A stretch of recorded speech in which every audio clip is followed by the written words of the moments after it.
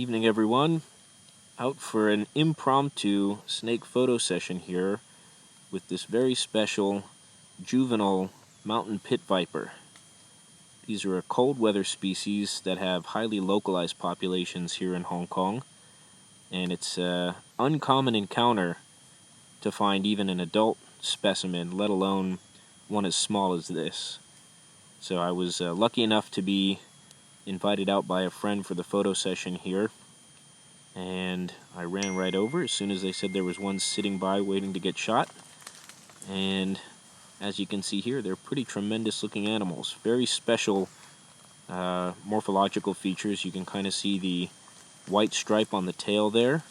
That's a caudal lure, so supposedly they use that to act like a lure, like a worm or something, to entice prey to come in, and then they can strike them and eat them. These are also really unique in terms of the viper species for a couple of reasons. Number one is their egg layers, which is a little bit less common in the viper world, though not unheard of.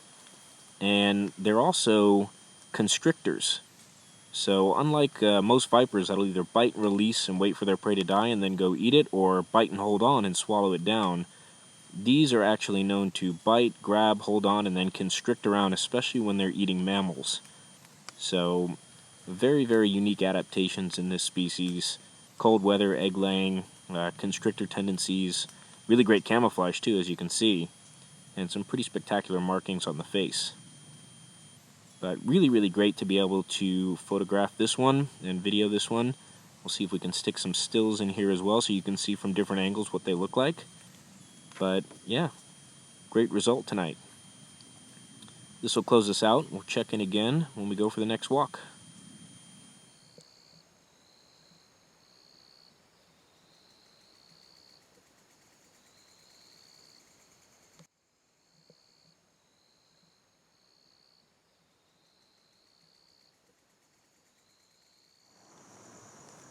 Alright, folks, we're out again for another walk, and it has been a slow winter so far, but we're very lucky tonight to have come across a young adult Chinese cobra.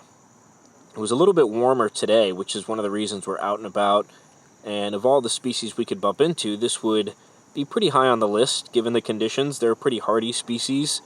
Find them out all times of year if the weather's right, and this one is a very classic looking Chinese cobra. You can see here it's a little bit cold, which is probably why it's quite calm, though in general I find Chinese cobras to be pretty calm animals. They can definitely do a little bit of a hood display and things like that, but more often than not, especially at this size, I find they tend to like to just kind of mosey on out and not put up too much of a fuss. But this one has a little bit of a standard monocle marking on the hood, which you can't see too well right now. Sorry, we had a battery cut out there, but as I was saying, this one's got a pretty nice standard monocle marking on the neck, which you can't see too well right now because he's actually pretty calm and not hooding up.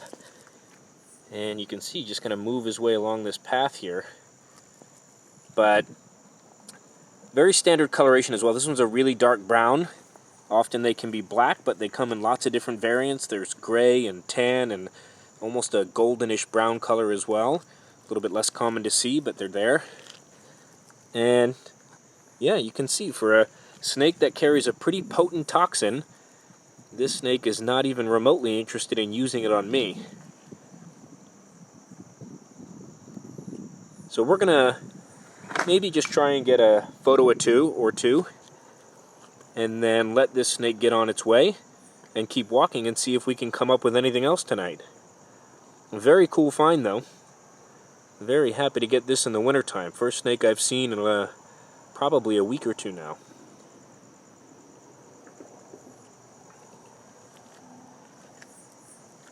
Alright, wintertime Chinese cobra.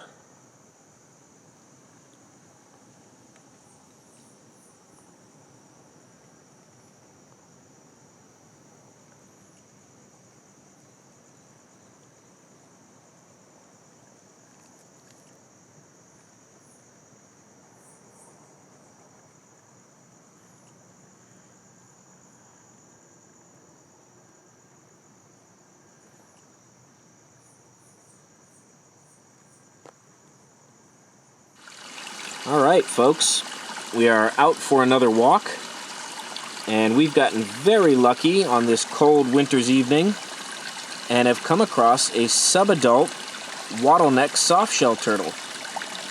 So this is the third wattleneck we found this year, which is extremely lucky given how rare these guys are and how restricted their habitats are. But yeah, not something I was expecting to come across. It's quite cold out.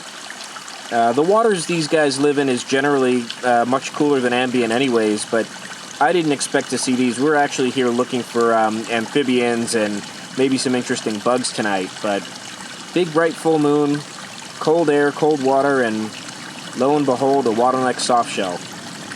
And this is pretty much how we found it, just moving along the bottom of this riverbed here.